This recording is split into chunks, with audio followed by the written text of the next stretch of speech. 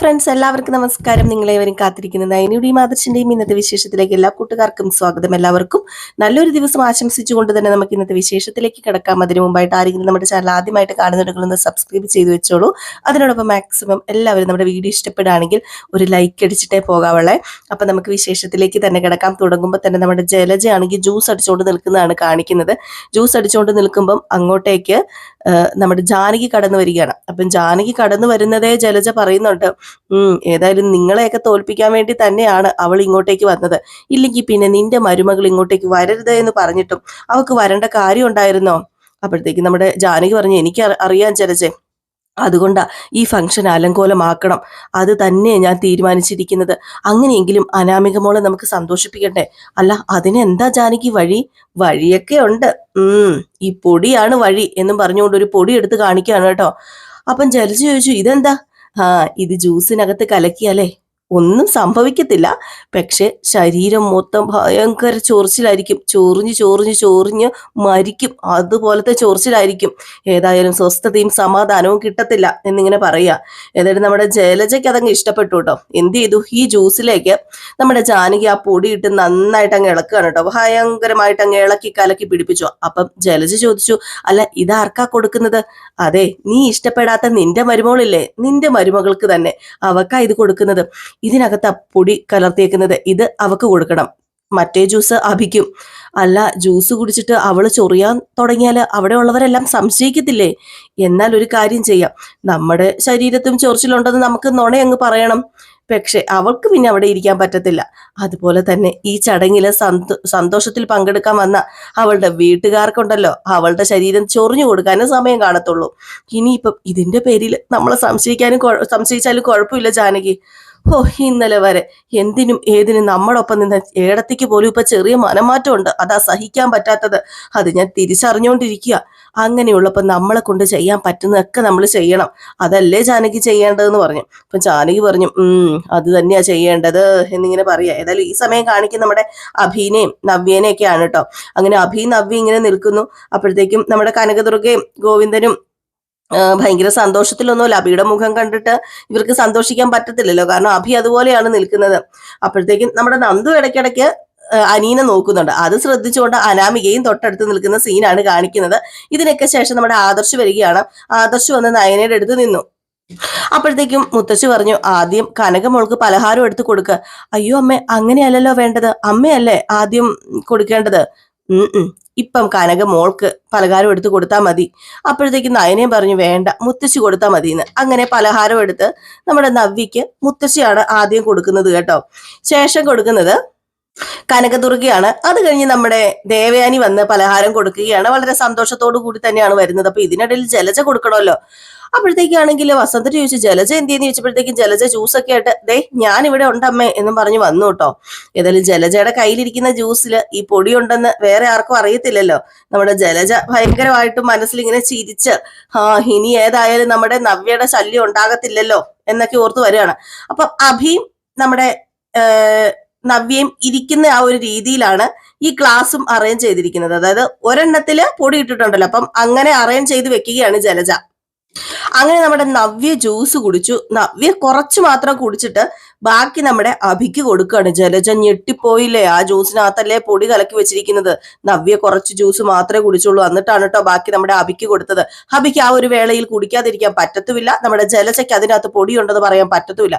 ജാനകി ഞെട്ടി നിൽക്കുകയാണ്. അത് കുടിച്ചു കഴിഞ്ഞിട്ടുണ്ടെങ്കിൽ തീർന്നു എന്ന് നന്നായിട്ട് അറിയാം. ജലജ പേടിച്ചു വിറച്ചു നിൽക്കുന്നു. അഭി ആ ജ്യൂസ് മൊത്തം അങ്ങ് കുടിക്കുന്നു. അപ്പോഴേക്കും നമ്മുടെ ജാനകി പറയുകയാണ്, എന്റെ ഈശ്വര, ദേ ഇപ്പൊ എന്തെങ്കിലും പറ്റും. ഇനി എന്ത് പറ്റാനാ, പറ്റുന്നതൊക്കെ പറ്റി കഴിഞ്ഞല്ലോ എന്റെ പൊന്ന് ജാനകി. വേണ്ടായിരുന്നു, ഇത് വേണ്ടായിരുന്നു, എന്റെ മോൻ ചൊറിഞ്ഞ് നടക്കേണ്ട അവസ്ഥ വരില്ലേ എന്നൊക്കെ ഇങ്ങനെ പറയാണ്.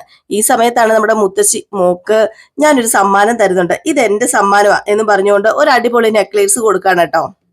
അത് മേടിച്ചിട്ട് നമ്മുടെ നയനെ അത് കഴുത്തിലിട്ട് കൊടുക്കുകയാണ്.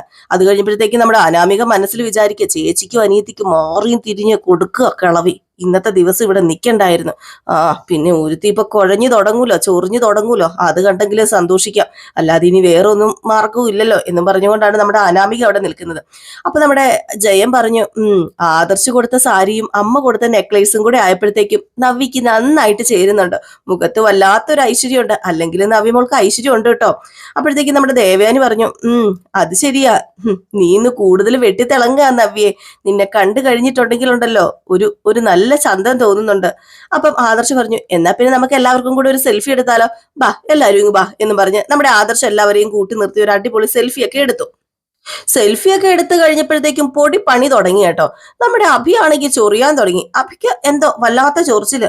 അഭിയാണെങ്കിൽ ഇത് എന്ത് പറ്റി, ഇത് എന്താ ഇങ്ങനെ ചൊറിയുന്നെന്ന് പറഞ്ഞ് ചൊറിഞ്ഞോണ്ടിരിക്കുക. നമ്മുടെ ജലജയാണെങ്കിൽ ഇത് മാറി നിന്ന് കാണുന്നുണ്ട് കേട്ടോ. സ്വന്തം മകനാണ് പണി കിട്ടിയതെന്ന് നമ്മുടെ ജലജയ്ക്ക് മനസ്സിലായി. അപ്പോഴത്തേക്കും ജലജ മനസ്സിൽ വിചാരിക്കുക, അയ്യോ ആ സാധനം പ്രവർത്തിച്ചു തുടങ്ങി, ഇനി എന്റെ മോൻ എന്താവോ എന്തോ. അപ്പൊ പെട്ടെന്ന് നമ്മുടെ അജയൻ ചോദിച്ചു, എന്തു പറ്റി അഭി ഇരുന്ന് എന്താ ഡാൻസ് കളിക്കുന്നത്, എന്താന്നറിയില്ല, ആകെ ഒരു ചൊറിച്ചില്. ഇതുപോലെയുള്ള ദിവസങ്ങളിൽ നിനക്കിത് പതിവാണല്ലോ. അപ്പോൾ നവ്യ ചോദിച്ചു, എന്താ അഭി പറ്റിയത്, എന്താ പ്രശ്നം, എനിക്ക് അറിയത്തില്ല, ആകെ മൊത്തം ചൊറിയുക. അപ്പോഴത്തേക്കും വീണ്ടും ചൊറിയാൻ തുടങ്ങി. മൊത്തം ചെറിയ ചൊറിച്ചിൽ അങ്ങ് വലിയ രീതിയിൽ അങ്ങ് മാറി കേട്ടോ. എന്നിട്ട് നമ്മുടെ അഭി അവിടെ എണീറ്റ് ഓടുകയാണ് ചൊറിഞ്ഞ്. അപ്പൊ അനി പറഞ്ഞു, അവന് ചടങ്ങിന് ഒരു താല്പര്യമൊന്നുമില്ല, എന്തോ കാരണം ഉണ്ടാക്കി ഓടിയതാ. അപ്പൊ ജലജ പറഞ്ഞു, ഇത് അങ്ങനെയാണെന്ന് എനിക്ക് തോന്നുന്നില്ല. അങ്ങനെ അല്ലെങ്കിൽ പിന്നെ നിങ്ങൾ കൊടുത്ത ജ്യൂസിൽ എന്തോ ചേരാൻ പാടില്ലാത്തത് ചേർത്തിട്ടുണ്ട് എന്നിങ്ങനെ നവ്യ മനസ്സിൽ വിചാരിക്കും. നവ്യക്ക് ഈ കളികളെല്ലാം അറിയാലോ, സ്വന്തം അമ്മായിയമ്മ ഇതല്ല ഇതിനപ്പുറം ചെയ്യും എന്നും അറിയാം. ഈ സമയത്താണ് നമ്മുടെ ദേവയാനി ഇങ്ങനെ ചിന്തിക്കുക, എന്റെ മകളുടെ ജീവിതത്തിൽ ഇനി എന്നായിരിക്കും ഇതൊക്കെ സംഭവിക്കുക. അപ്പൊ മുത്തശ്ശി പറഞ്ഞു, അതെ, ഇങ്ങനെ മറ്റുള്ളവരുടെ ചടങ്ങ് കണ്ട് സന്തോഷിച്ചാ പോരാ കേട്ടോ. നോക്കി നിൽക്കുന്ന കണ്ടില്ലേ രണ്ടുപേരും. ഇതുപോലെയുള്ള 5-ാം മാസത്തിലെ ചടങ്ങ് നയനയ്ക്ക് നടത്തണം. അതാ എന്റെയും മുത്തച്ഛന്റെയും ഒക്കെ ആഗ്രഹം. അതിനുവേണ്ടിയാ ഞങ്ങൾ കാത്തിരിക്കുന്നത്. എടാ ആദർശ്, നിന്നോടാട്ടോ പറഞ്ഞത്, അല്ലാതെ നീ വെറുതെ ഇങ്ങനെ കൂസലില്ലാതെ നിൽക്കുമൊന്നും വേണ്ട. രണ്ടുപേരും കേട്ടല്ലോ ഞാൻ പറഞ്ഞത്. അപ്പൊ അജയൻ പറഞ്ഞു, എടാ ഭാര്യയും ഭർത്താവും ഇങ്ങനെ പിണങ്ങി നടന്നാലേ അതൊന്നും നടക്കത്തില്ല. അത് പിന്നെ ഇളയച്ച ഞങ്ങൾ തമ്മിൽ ഇപ്പൊ ഒരു പിണക്കവും ഇല്ലല്ലോ എന്നിങ്ങനെ നയന പറഞ്ഞു. അപ്പം ജയൻ പറഞ്ഞു, എങ്കിൽ പിന്നെ അമ്മയുടെ ആഗ്രഹം ഉടനെ നടന്നോളൂല്ലോ, ഇവിടെ ഒരു കുഞ്ഞിക്കാലും കൂടെ വരൂല്ലോ. അപ്പോഴത്തേക്ക് ദേവയാനി പറഞ്ഞു, ഇവര് മാത്രം കേൾക്കാൻ വേണ്ടിയല്ല, അനിയും അനാമിക മോളും കൂടെ കേൾക്കാൻ വേണ്ടിയാ പറഞ്ഞത്. നിങ്ങളും ഈ കുടുംബത്തിന് ഒരു കുഞ്ഞിക്കാല് തരണം. ഇനിയിപ്പം ഒത്തിരി വെച്ച് താമസിപ്പിക്കൊന്നും വേണ്ട. അപ്പൊ നമ്മുടെ മുത്തശ്ശി ചോദിച്ചു, അത് പറഞ്ഞപ്പോ എന്താ അനാമിക മോൾക്കൊരു ദേഷ്യം പോലെ, മുഖത്തൊരു തെളിച്ചമില്ലല്ലോ. ഒന്നുമില്ല മുത്തശ്ശി, എന്റെ മുഖത്ത് നല്ല തെളിച്ചമുണ്ട്. അപ്പൊ ജാനകി പറഞ്ഞു, എങ്ങനെ തെളിയാനാ? തെളിയുവോ? ഇവിടെ അതുപോലെയുള്ള കാര്യങ്ങളല്ലേ നടക്കുന്നത്.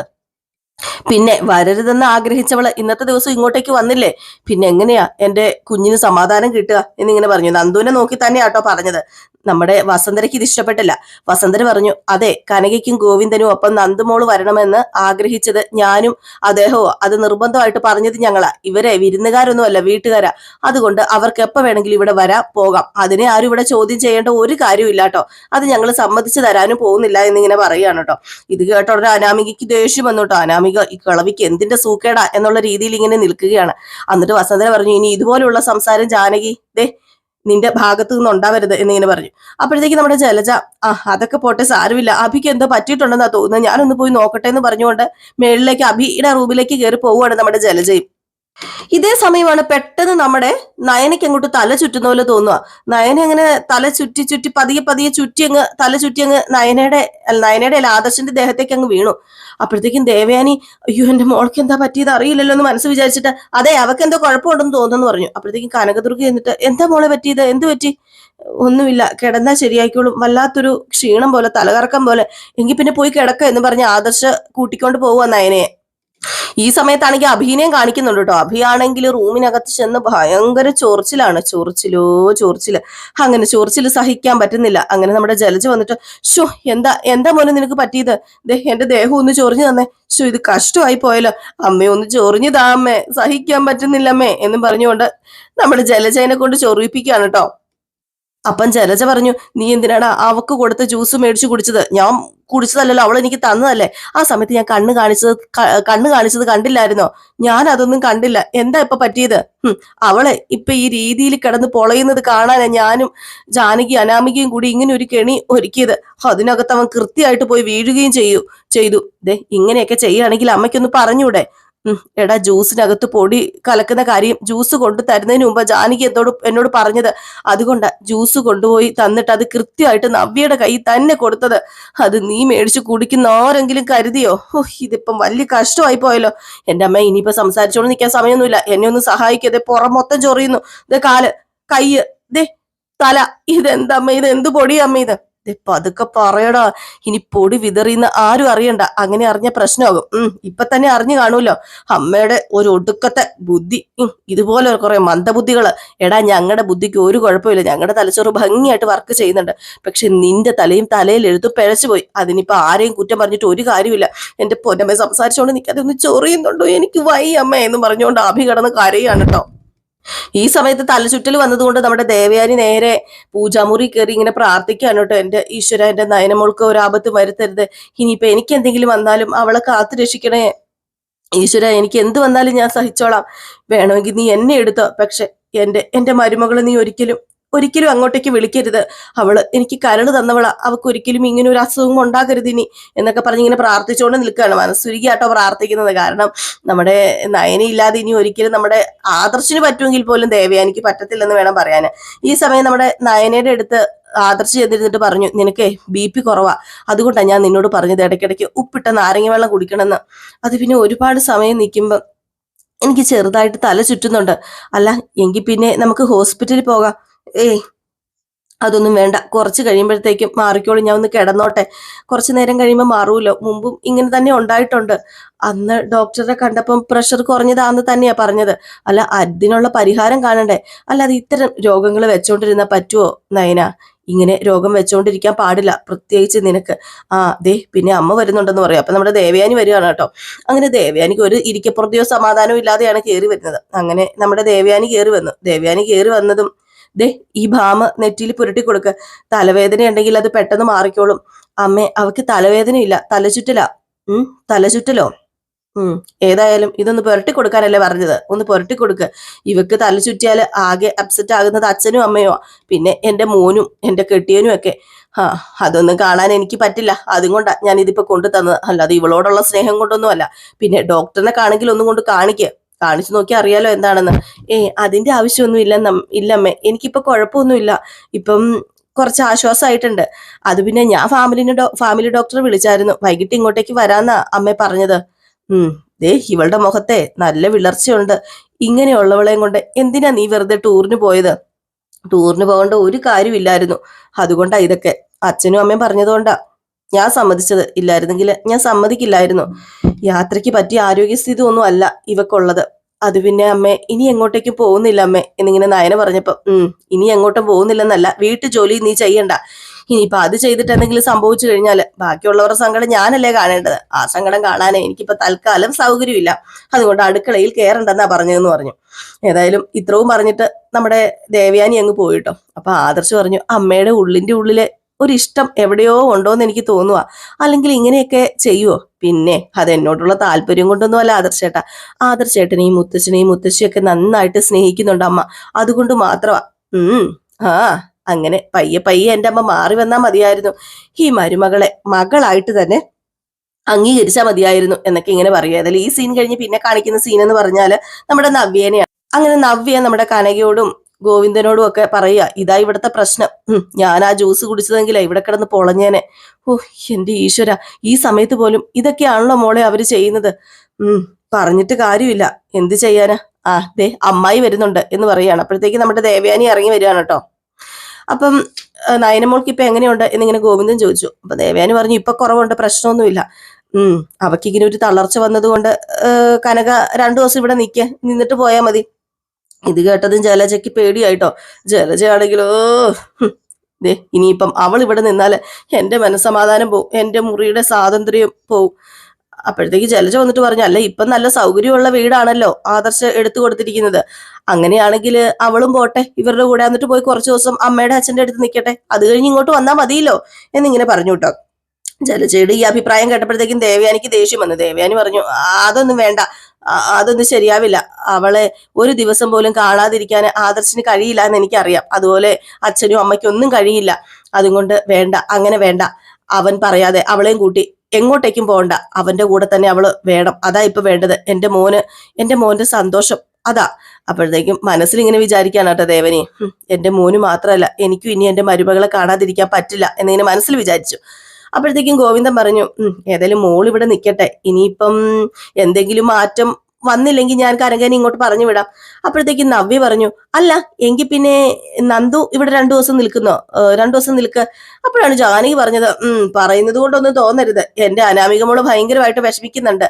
അനാമികയ്ക്കും അനിയും തമ്മിൽ കൂടുതൽ അകലാൻ വേണ്ടി മനഃപൂർവ്വം ദയവ് ചെയ്ത് ആരും ഇവിടെ കാരണം ഉണ്ടാക്കരുത്. അപ്പൊ നവ്യ പറഞ്ഞു, ഇവളെന്റെ അനിയത്തിയല്ലേ, നന്ദു ഇവിടെ നിൽക്കണമെന്ന് പറയുന്നത് അത്ര വലിയ തെറ്റാണോ? എനിക്ക് തോന്നുന്നില്ല.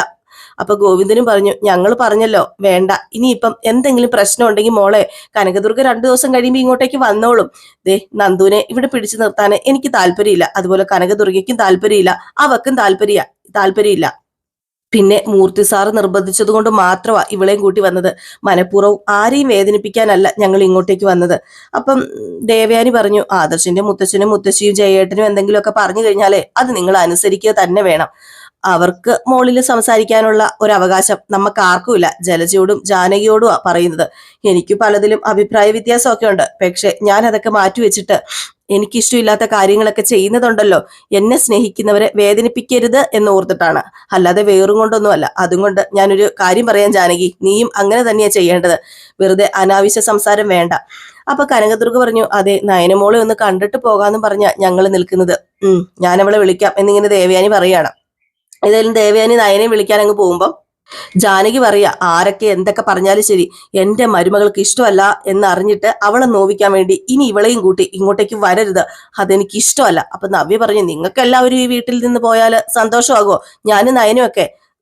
അതൊക്കെ നിന്റെയൊക്കെ ഇഷ്ടം, നിങ്ങൾ പോവുകയോ വരികയോ എന്ത് വേണമെങ്കിലും ചെയ്യേ, പക്ഷെ എന്റെ മരുമകളെ തൽക്കാലം ഇവിടുന്ന് പറഞ്ഞയക്കാൻ ഞാൻ ആഗ്രഹിക്കുന്നില്ല എന്നിങ്ങനെ പറഞ്ഞു. ഇത് കഴിഞ്ഞ് പിന്നെ കാണിക്കുന്നത് നമ്മുടെ അനാമികയാണ് കേട്ടോ. അപ്പൊ അനാമിക ഇങ്ങനെ ഇരിക്കുമ്പോഴത്തേക്കും നമ്മുടെ അനി അങ്ങോട്ടേക്ക് ചെല്ലുകയാണ്.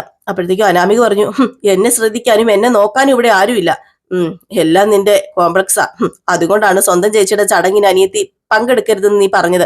അല്ല അനിയത്തി വന്നല്ലോ, പിന്നെന്തിനാ നീ ഈ റൂമിലേക്ക് ഇങ്ങോട്ട് വന്നത്? അവിടെ പോയിരിക്കും, അവളെ കണ്ടോണ്ടിരിക്കേ.